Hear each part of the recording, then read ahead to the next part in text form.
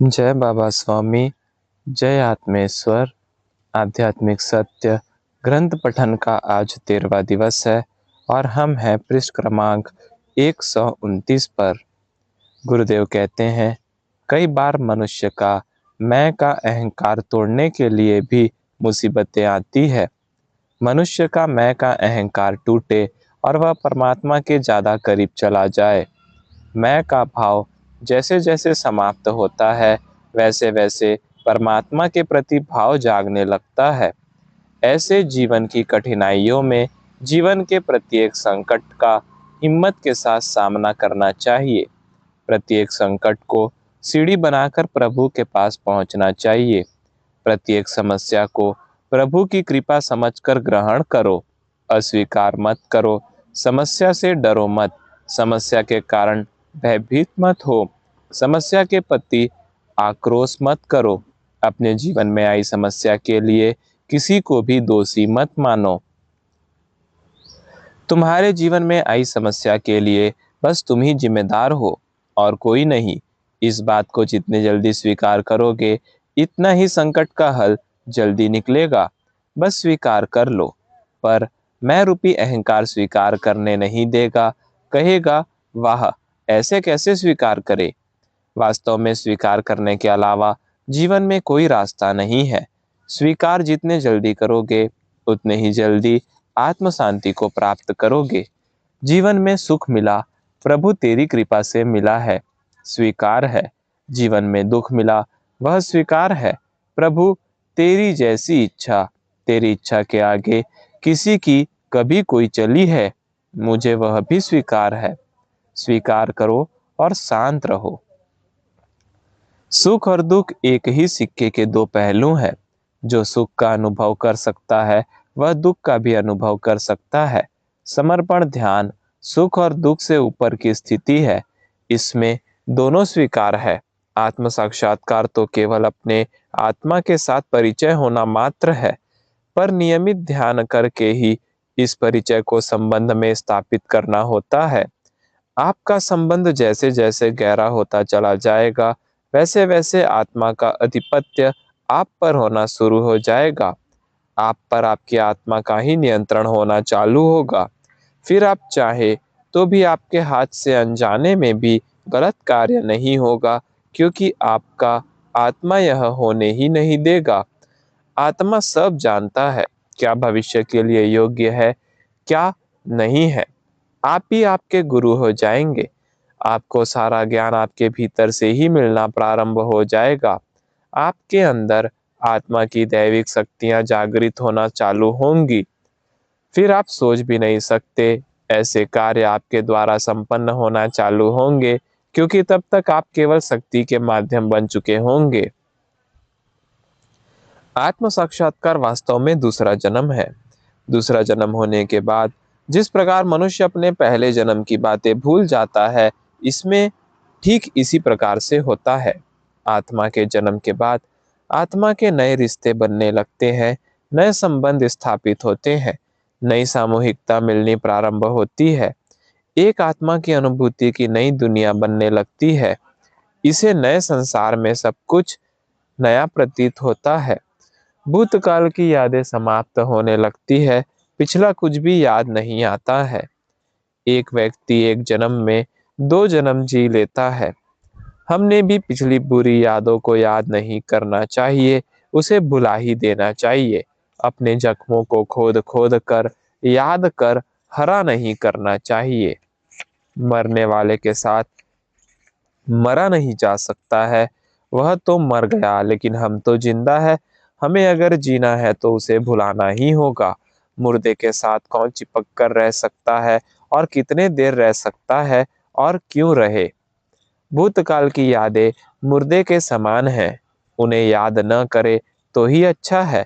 भूतकाल हमें आज में जीने में बाधक प्रतीत होता है। आपका भूतकाल आत्म साक्षात्कार के बाद स्वयं ही बुला दिया जाता है।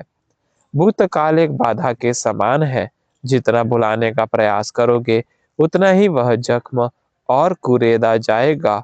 इससे अच्छा है उस जख्म से ध्यान हटा दो। जख्म समय के साथ भर जाएगा। आत्म साक्षात्कार जीवन का मैनेजमेंट करता है। जो योग्य है वही होने देता है, जिसे आवश्यक नहीं समझता नहीं होने देता है। आत्म साक्षात्कार का प्रभाव उस पर निर्भर है, आपको उसका कितना एहसास है, आप उसे कितनी गंभीरता से ले रहे हैं, आप कितने सामूहिकता के साथ जुड़े हैं। सामूहिकता के साथ किसी उद्देश्य से जुड़े हैं क्या, समस्या के कारण जुड़े हैं क्या, इन सब का बड़ा महत्व है। समस्या तो शरीर की है, वह तो वैसे ही दूर हो जाएगी। आत्म साक्षात्कार तो शरीर से आत्मा बनने की प्रक्रिया है। देह भाव तो वैसे ही छूटते जाएगा। बाद में आप जीवन में कुछ करोगे नहीं, बस आपके जीवन में होना शुरू हो जाएगा। यह वह आनंद है जिसे पाकर ही जाना जा सकता है। इसका वर्णन शब्दों में नहीं कर सकते हैं। आत्म साक्षात्कार तो बीज जैसा है। पहले हमें उसके महत्व को समझना होगा। नियमित साधना करके उस बीज को वृक्ष बनाना होगा। बिना बीज के वृक्ष का निर्माण संभव नहीं है और बिना देख रेख के भी वृक्ष का निर्माण संभव नहीं है। आत्म साक्षात्कार प्राप्त सद्गुरु से ही आत्म साक्षात्कार प्राप्त किया जा सकता है और आवश्यक है कि आत्म साक्षात्कारी सद्गुरु को उसके गुरु ने यह कार्य करने का अधिकार दिया हो, क्योंकि तभी उसके पीछे गुरु शक्ति कार्यरत होती है। आत्म साक्षात्कारी सद्गुरु तो बहुत रहते हैं, पर उन्हें यह दूसरे को कराने का अधिकार नहीं होता। ऐसे अधिकारी पुरुष समाज में मिलना और उन्हें हम पहचान पाए, यह बड़ा दुर्लभ प्रतीत होता है, क्योंकि उसके लिए हमारी आध्यात्मिक स्थिति आवश्यक है। आत्म साक्षात्कार के बाद जीवन को देखने का नजरिया ही बदल जाता है। प्रत्येक घटना को साक्षी भाव से देखने की दृष्टि प्राप्त हो जाती है। आत्म साक्षात्कार प्राप्त होने के बाद हमारी आत्मा ही हमारी गुरु बन जाती है। वही हमारे को जीवन में पल पल में मार्गदर्शन करती है। आत्म साक्षात्कार प्राप्त होने के बाद आपका आत्मा का धर्म जागृत हो जाता है। आपके बाहर का शरीर का धर्म कोई भी हो, आपके भीतर का धर्म एक ही है। भीतर का धर्म यानी वह ज्ञान कि आपने क्या करना चाहिए और क्या नहीं करना चाहिए। बाहर के आप कितने ही धर्म परिवर्तन कर लो, आपके भीतर का धर्म जब तक जागृत नहीं होता सब बेकार है। एक बार भीतर का धर्म जागृत हो जाए तो फिर आपका बाहरी धर्म कुछ भी हो, कोई फर्क नहीं पड़ता है। सभी धर्मों की स्थापना इस भीतरी आत्मधर्म कहो, मनुष्य धर्म कहो, इसे जागृत करने के लिए हुई थी। आत्मधर्म आत्मानुभूति पर आधारित होता है और आत्मानुभूति जीवंत प्रक्रिया है। जब तक जीवंत सद्गुरु नहीं मिलता यह नहीं हो सकती है।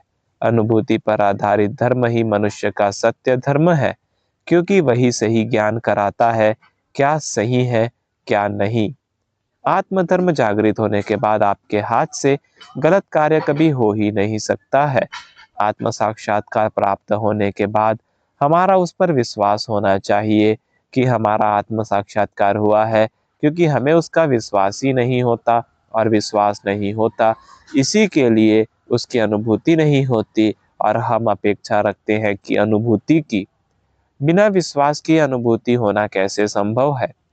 प्रथम विश्वास रखना होगा, तभी अनुभूति हो सकती है। वास्तव में हमारा हमारे ऊपर ही विश्वास नहीं है तो हम दूसरे के ऊपर विश्वास कैसे रख सकते हैं। विश्वास रखना आत्मा का शुद्ध भाव है। हमें सदैव विश्वास रखना चाहिए। शारीरिक सुख अनुभव किया जा सकता है, देखा जा सकता है, दिख सकता है। आत्मिक सुख की अनुभूति को आत्मा से महसूस किया जा सकता है। प्रथम स्तर पर बात करें, अच्छा लगा, यही आत्मिक सुख है। आत्म साक्षात्कार की अनुभूति एक आत्मिक सुख होता है। आत्म साक्षात्कार प्राप्त होने के बाद जैसे जैसे हम नियमित ध्यान करते हैं वैसे वैसे हमारे विचारों में बदलाव आना शुरू होता है।